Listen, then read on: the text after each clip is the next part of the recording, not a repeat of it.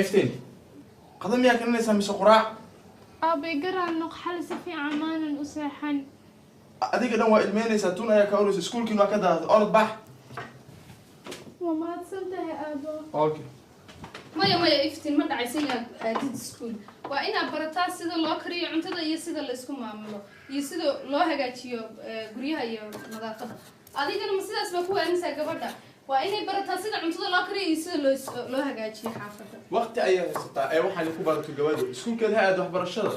iskuul waqti ma aadisa waxay aadisana ma ha joogto guriga haana kuriso cuntada ani layguma wacay islaanta gabadheeda aan waxba baranin الله أدان ما حالتك كيني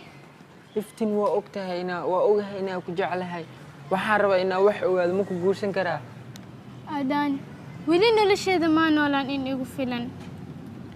haddaad naqatid xaaskayga ilmihi carruurtooda ma aqaan wax kale aan ku samayn karo waxa oo kaliya aan u baahanahay Adan waa waqti awaaye arag ku noqdo sida aan u noqon lahay waxa aan rabo inaan noqdo Adan waa yarnahay wax waan bara karnaa waan is aroosi karnaa may maqashay maxaa maqle kala daa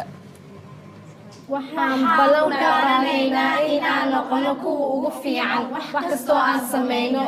oo aanan isdiibin iyo inaan noqono jeclaanin waxaan ballan ku qaadaynaa inaan wiilasha nacno ilaa anteeda aan ka gaarayno.